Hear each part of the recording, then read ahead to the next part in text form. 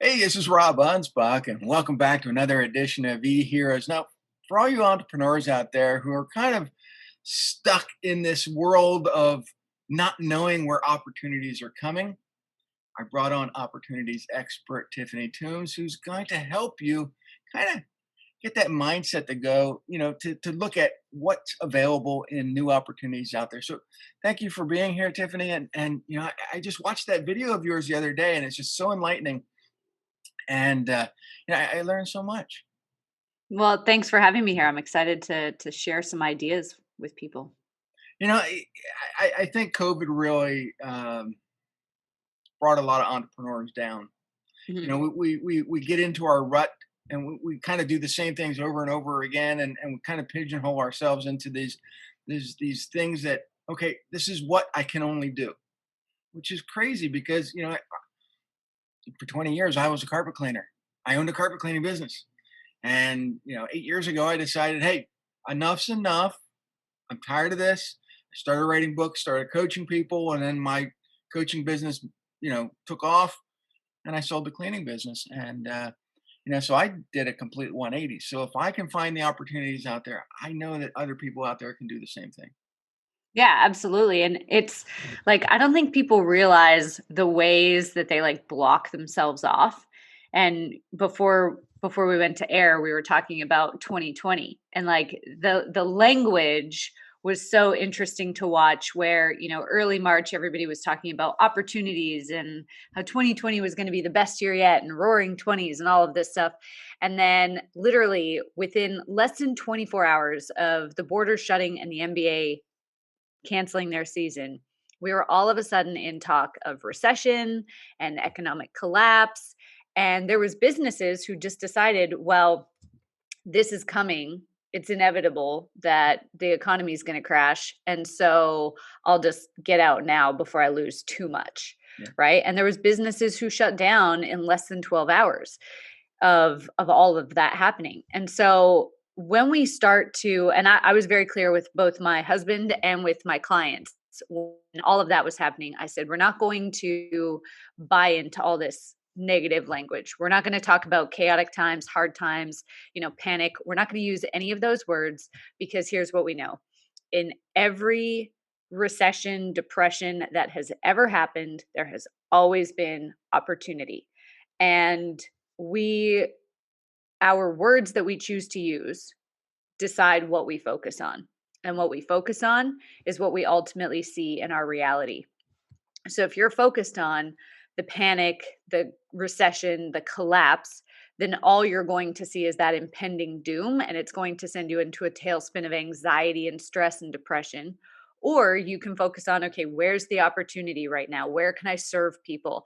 People are stressed out. How can I make them laugh? Right? I mean, I had an amazing year off of just doing TikTok videos last year. I have like $30,000 in attributable income from people who found me on TikTok, and I didn't even put a whole lot of effort in. Like I put effort in for a couple months, and then I had some health issues, so I kind of stepped away from it for the middle of the year. But just being able to make people laugh and educate people in a different way, right? All of a sudden, more people were on TikTok because they have more time at home and they needed to entertain themselves in some way. And so just understanding that you can create opportunity wherever you want regardless of what other people say. Now TikTok's more of the norm, but when I got on there people were like, "What are you making videos on mindset for 10 and 12-year-olds?" And I was like, "Just see, like just let it ride." And it's paid off for me. Well, for me, I guess it was about 2 years ago. People were like, "Well, Rob, you're so serious," and I said, "No, I'm very sarcastic. Don't What do you mean?" And so I started taking that sarcasm and putting it into the books that I write, because I was always sharing out scenarios that happened, where people, scammers calling me, or were stupid customers, or whatever. And I would take those conversations and I would assemble them into books. And I actually just started finishing, I just finished the draft of Rob versus Book 4, which is coming out in a few months. And it's all sarcasm, and it makes people laugh. And I've made more money on these sarcastic books than I have on my other books that are very serious, and they teach people different aspects of of like social media or SEO or podcasting. And so you got to look at what you're doing. At least for me, I look at what I'm doing. I'm thinking, okay, what can I use that I have now that I can, whether make people laugh, make people learn, but there's an opportunity there to make money. Absolutely. And I mean, I think what people don't realize is that they often shut themselves down and take themselves out of the running before they set themselves up for success, right? There's this notion of, well, if I just, as an entrepreneur, if I put in 60 or 70 hours a week, then the money has to follow. Like that's a given. But it's not a given because if you're not focused on the right things, right? If you're spending 70 hours a week just scrolling through Facebook, but you're never actually engaging or posting or adding any value, nobody's going to sign up with you. Right. If, and I have people in my programs who at the beginning of their coaching business, they do the same thing. Well, but I've been spending all this time on social media. Okay, but what are you doing on social media? Like if you're just scrolling and being a consumer, then that's not really business building time. That's just you procrastinating and wasting time. Whereas if you're on there and you're commenting and you're adding value to people and you're sharing things, then that's business building time and that will pay off. The other thing is that our language, and this was in the video that you watched that you're talking about, that our language really closes people off to opportunities and money, opportunities, new clients. It doesn't go where it's needed, right? The energy doesn't say, oh, this person hasn't made a sale this month, so we're going to direct some energy there. If that was the case, we wouldn't have the financial disparity that we have in the world, because the money would just be like, oh, well, this person over here hasn't gotten a paycheck in a while, so I'm going to flow their way. Right? Where it goes is A, where it's attracted, and B, where there's space for it. And so the best way to think about this is, let's say it's springtime and you want to buy new clothes to wear to the beach in the spring or for your summer vacation. If your closet is full of big, bulky, heavy winter clothes, you don't have anywhere to put it. And so you can go shopping, but you don't have anywhere to put those things. There's no room for it. Nature abhors a vacuum. So whenever we create room for it, nature is going to rush in and fill it up. We have to create the room for it first. And so the other thing that I commonly hear entrepreneurs saying is, I'm so busy. I have so much to do.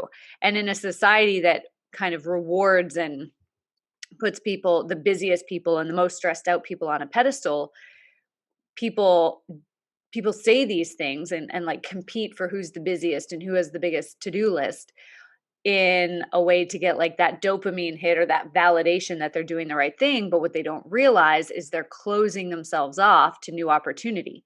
If you're always talking about how busy you are and you're talking about it in a negative way, like, oh, I'm so busy. How am I going to get everything done? I have so much to do and I'm so stressed out. That's like hanging a no vacancy sign on your business. Like, I'm sorry, I don't have any room for new opportunities because I'm already full. And so our language can block things from flowing into us and block us from even seeing an opportunity that's sitting right in front of us. And we don't even realize that we're doing it. I like when people say, "Well, my plate is full." I said, "Well, get a bigger plate." Yeah. And they're like, "Well, no, I don't have time for that." Well, get more time. Yeah. And it's just ironic because it's people look at it and they say, "Well, the rich keep getting richer." No, the rich are finding a way to attract more money, and you're sitting there on your couch watching TV doing nothing. Yeah. I love well, time is a non-renewable resource. We can't get more of it. And the truth is that we can create more time. We create more time through freeing ourselves up and delegating. Mhm. We can create more time through building teams. And, like time is a man-made construct. And if we were to like dive into the quantum mechanics of things, time doesn't really exist, right? Everything's already out there. We just have to decide to go out and get it. So, um, yeah, it's always interesting to me the way people talk about time and like, well, I can't get more time, or like I'm already only sleeping for 3 hours a day. Well, there's ways that you're being inefficient with your time, and we can figure out how to change those inefficiencies so that you can actually create more time. I like when people say to me, "Well, wait a minute, you wrote 30 books already? In how many years?" I can't even write one book. It's all time management. You know, Mhm. I can't wrangle time to be bad. All I do is I hyper focus on the time that I have, and I make sure that it's done, and I get stuff. You know, I probably get more stuff done in 2 hours than most people get done all day. But I think Yeah. it has to do with how I've structured my business. Yeah, and I mean, it's how intentional people are with their time. When Clubhouse came out, I had a client reach out to me and they said, "I have so much anxiety right now because I am just stuck on Clubhouse all the time and I'm hearing all these people who I know are not making as much money as they say they are talking about, how to make $1 million when I know they haven't made it themselves." Right. And I said, "So what is spending all that time on TikTok doing for you? Like, I understand if you're on there adding value and using it to grow your audience, but if you're just listening, how is that increasing your time?" And I think a lot of people don't realize that there is the number one addiction in the world is to stress and drama. And Oh, yeah. we create stress, like our and this is science, like our body cells actually get addicted to getting that hit of adrenaline and cortisol. And so we create scenarios in our life that cause us to be in a place of stress and drama. So we either, you stalk that ex-boyfriend or that hater on Facebook to see what else they're saying about you, or, how good they're doing without you now. You waste time and procrastinate. So now you're behind the gun and you're stressed out because you have all this stuff to do and you've wasted time. You decide to not set a boundary with somebody who you know is going to walk all over you. Like, there are so many ways that our body tricks us into going back into a drama cycle so that we can stay in that addiction place. And it's not very easy to be creative, to be innovative, or to be the creator of your life when you're stuck in the mud wrestling with pigs. Oh, yeah, and now we're tied to, all of our followers on social media listening to their drama. Yeah. That I think you have to limit what you're doing. I haven't even jumped on the Clubhouse bandwagon. I could if I got a newer phone, but I have an iPhone 6, so it won't work. So I don't care. To People be keep honest, saying, I have it, but and my I'll be honest, somebody said to me the other day, "How are you growing your followers on Clubhouse?" And I said, "I've literally been on there like for 30 minutes while I was like brushing my teeth and stuff one morning." And so it just must be that I wrote a really good bio and that people are following me because of that, because I haven't added any value in any other way to people. So that's interesting. But it just it's not. I'm not an auditory learner, so it's not my yeah. style, anyways. And that's okay. I know some people And are doing then see, really that's well. why, when I do these podcasts, I do the video and the audio because some people are visual, some people are auditory, and but we go back to TikTok and Clubhouse. Both of those were designed to kind of engage FOMO, that fear of Mhm. missing out. For me, it's not FOMO, it's JOMO, the joy of missing out. I would love to miss out on those things if it allows me time to focus on what really matters in my life. Mhm. And what really matters in my life is working 3 to 4 hours a day, spending the rest of the time with my family and everything else. But it took me a long time to figure that out. And by hyper focusing on those couple hours that I am at work, I can see opportunities everywhere that I could be implementing into the business. I could be adding more value somewhere else. I could be spending time with my kids and grandkids. But there again, we as entrepreneurs think, oh, we got to work 18 hours a day. It's not true. Mhm. Yeah. And I think it really I'm not a big fan of the starting with why. I mean, I love Simon Sinek and I love like that model of talking to the why, especially when it comes to marketing. Hmm. But in terms of like knowing your why as the first and foremost thing that you need to figure out in your business, it's not true. And this is where most people get caught up in FOMO and get caught up in all these shiny object syndromes, is because they don't really know where their destination is. If you think of life like a road trip, your why is the fuel you put in the car. And it's going to fuel you for now, but that fuel might change, right? Sometimes you might fill up at Shell and sometimes you might fill up with BP and sometimes it might be like some random middle of nowhere in Arkansas. Like, trust me, some of the places we've stopped at driving out to my in-laws in Kentucky, I'm like, I don't know if this is a safe gas station or if it's like Texas Chainsaw Massacre, but we're gonna, we need gas.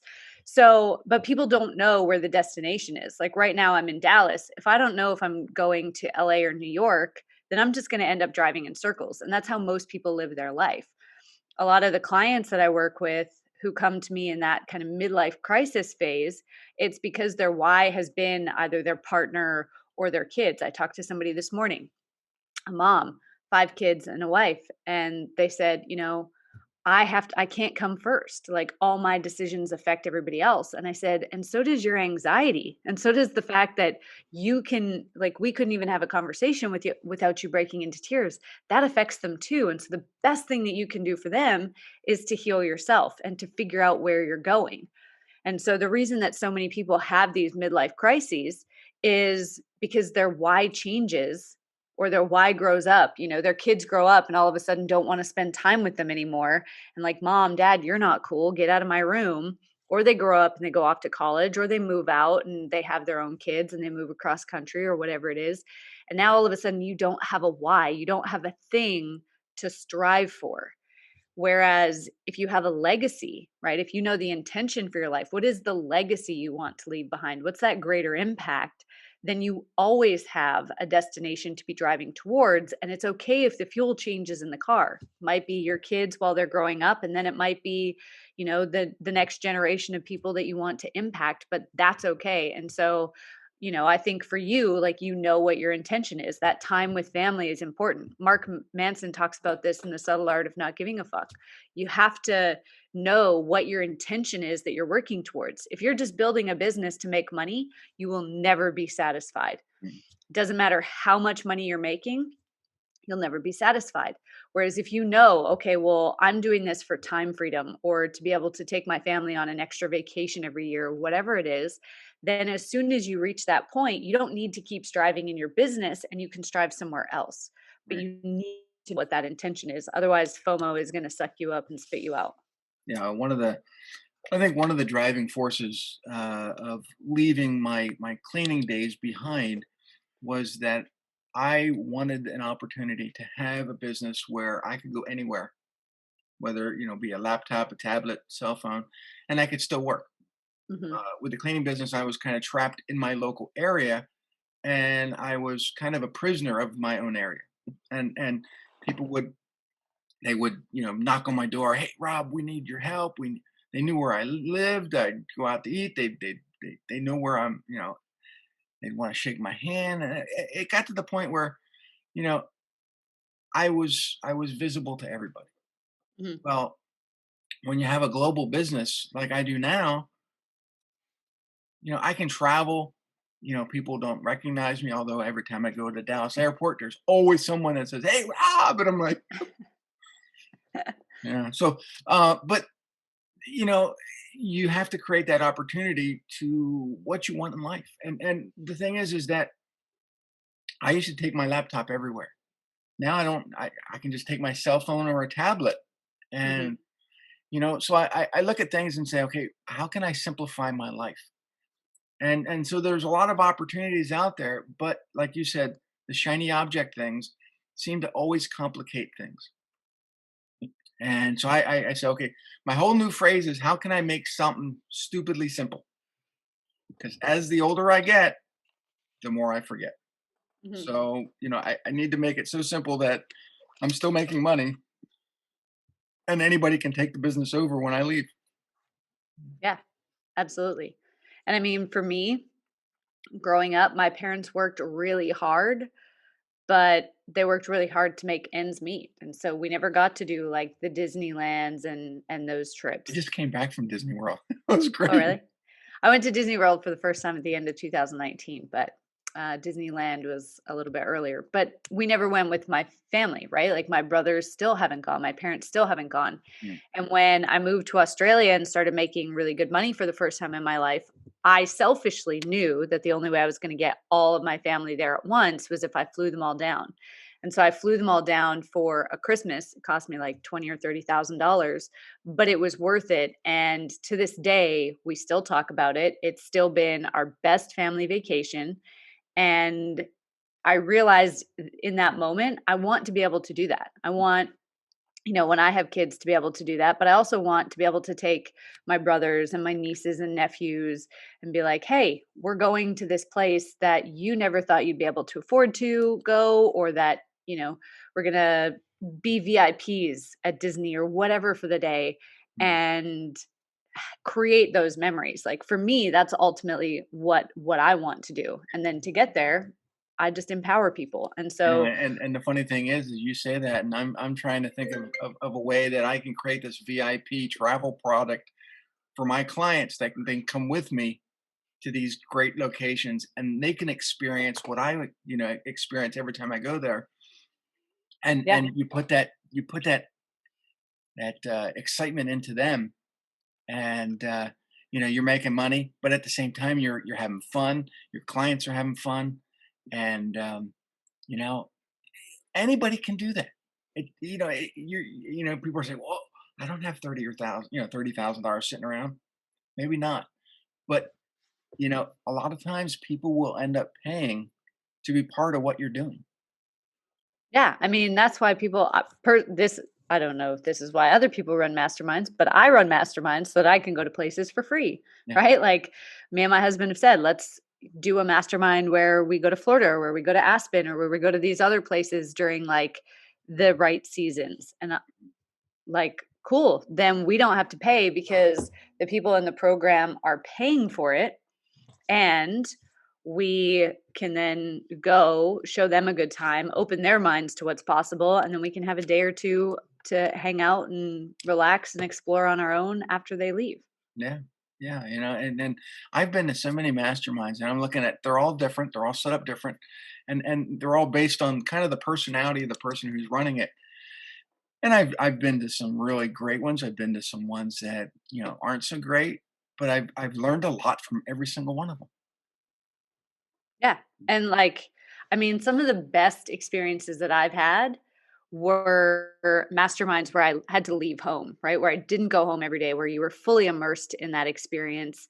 And, I've worked with, some big name entrepreneurs who you go to their like $20 million house and it really, like, I can't remember who said it, but once a mind is expanded, it can never contract. And Mhm. so it starts to get you to think in these different ways and on these different levels about about what's really possible in your life, Mhm.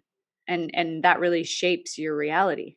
Usually once a month, towards the end of the month, I take out a big blank piece of paper and I start writing down different ideas that I have, and and I see which ones are viable, because not every idea that you're going to have is going to make you money. In fact, some of them, if you look, at that, you go, man, that's going to cost me big time. But look at the things that you can accomplish right now, and a lot of those ideas that I put down at the end of the month, within 20, 30 days, I can accomplish most of them. And if everybody did that, the opportunities would just be like a magnet. You'd be sucking all these things in, and you'd be achieving so many things. But I think the problem is that we're so worried about binge watching the next Netflix episode that we don't care what happens in our business. It's a really weird phenomenon where we would rather live somebody lead a scripted fake life than live our own. And I think that there's a certain level of fear and programming in there, in that, this is what you do. Like for me, I was programmed from how we lived growing up, that you would go to work or school, you would come home, you'd have dinner as a family, do the dishes, and then you sat and watched TV. And I'm like, that's not how I want my life to look. Like I remember my brother came to visit me in Australia, and on a Tuesday night, him and I went to a coffee shop around the corner.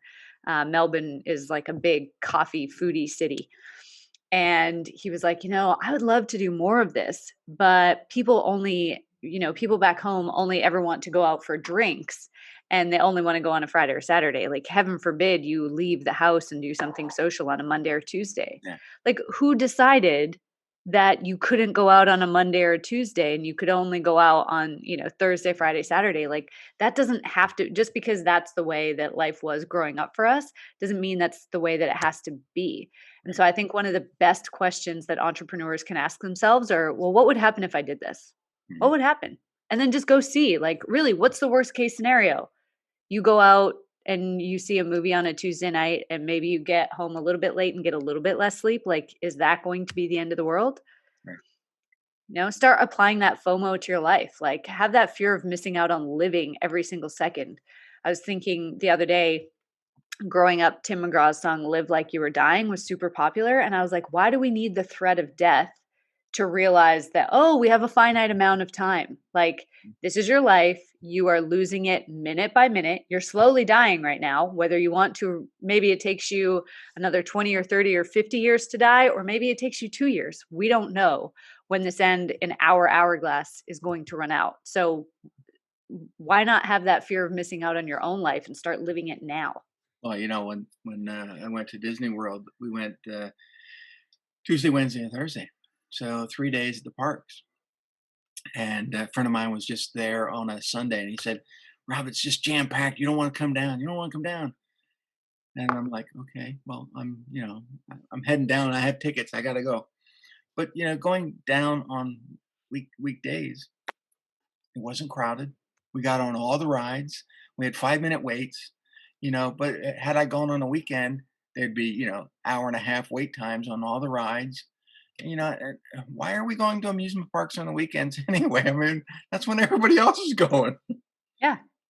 I remember, so being in the seminar business and running training courses like NLP, I predominantly run my trainings on the weekend. And my husband was like, "Ugh, kind of sucks that you have to work a lot of weekends." And I said, "Yeah, but like you're an entrepreneur too. You could take a Monday or Tuesday off." And Mhm. it was like this huge light bulb moment for him to be like, "Yeah, I could just take a Monday and a Tuesday off." Like, I forgot that I created my life to live that way.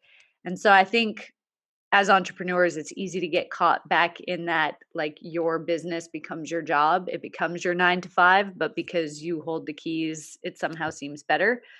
But you're not really an entrepreneur until you're thinking, well, how can I create more time and more of what I want? Early on in my career, this was back in the 90s, late 90s.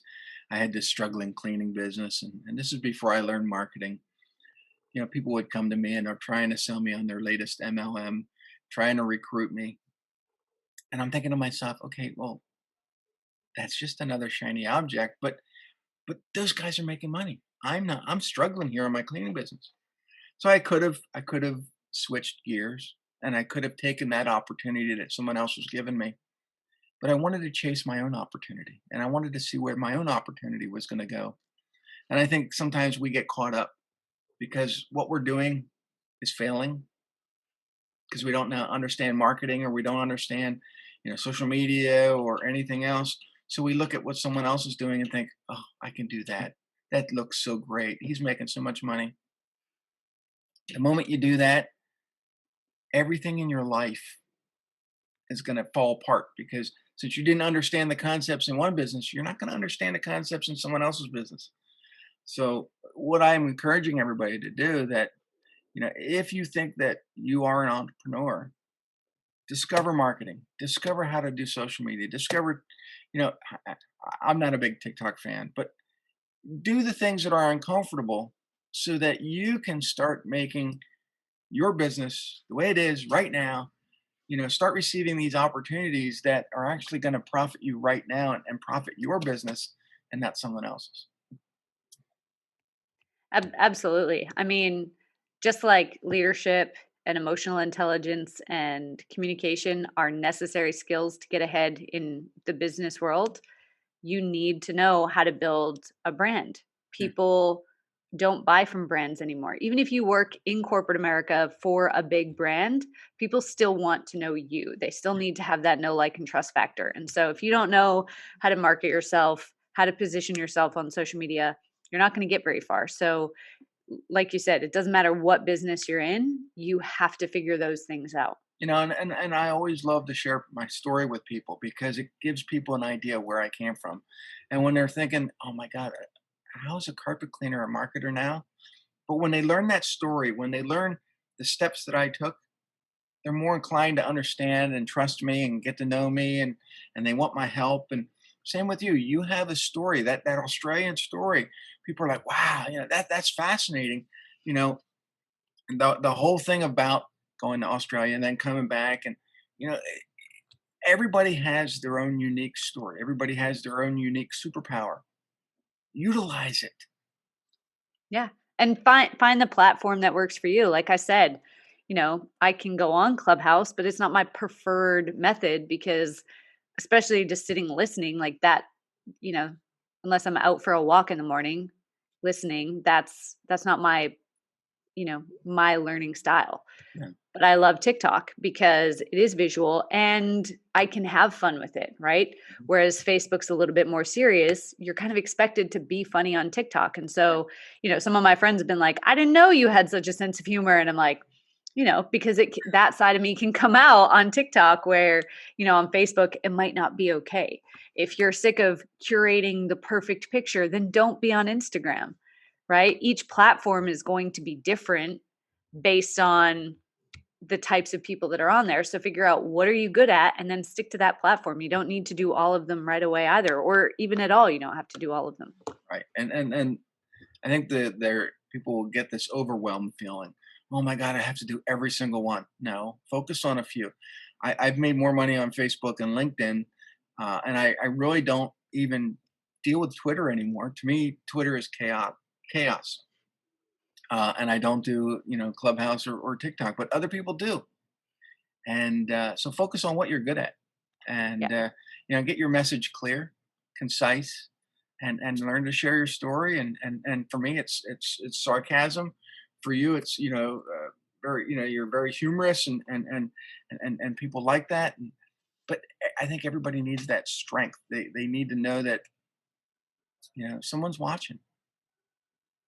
Yeah. And you never know.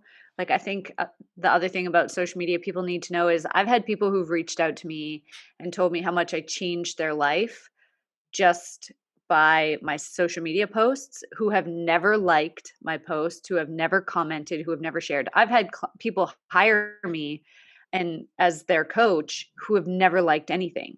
So just because you're not getting the engagement, like there's this, notion of like, oh, well, I only got two people that liked my post. My question back to you would be, so what makes the other 100 people who didn't comment that you were hoping for any better than the two people that did? Because those two people that did comment, their lives matter, and B, you've had an impact on them. So focus on the people who are engaging with you. The rest will come. But when you switch from a mindset of like, how can I get to how can I serve, you're going to attract a lot more people because people can feel that energy. People know when somebody's just putting out content for themselves and your quality, like the quality of your content sucks, by the way, when you're putting out content in terms of like, what can I get from you? As opposed to, I'm here to serve. Let me put this content out. Some of my clients in my coaching programs, they always ask like, well, how do I know if I'm giving away too much? And I'm like, I just like, other than giving people the exact hypnosis scripts that I use, I just give away the farm. And then people are ultimately going to hire me so that they don't have to, scroll through my Facebook and figure it out on their own and to accelerate time like we were talking about, right? To create more time. But, there will be some people who never buy from me, and that's okay. At least I'm still being able to serve them and make an impact. I just picked up a client, and I said, "How'd you hear about me?" "Oh, I've been following you for about a year now." And I said, "Really? I don't see your comments. I don't see." He goes, "Yeah, I kind of lurk in the background. I wanted to get to know you first."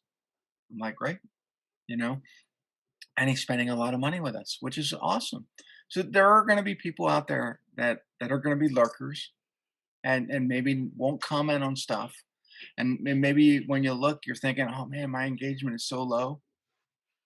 But keep putting out that content, keep educating people, and they're gonna come around. Yeah. Celebrate the 2 people the same that you would the 100 people. Like, they're still people. Yeah. So how do people get how does the audience, if you're listening, how do they find you? So, 2 ways are probably the easiest and the best. So, you can join my Facebook group at www.successsecretsgroup.com. We put a lot of content in there daily about mindset and business and high performance. And then my website, bluelotusmind.com, there is plenty of free worksheets and activities on there that you can check out. Wow, success secrets.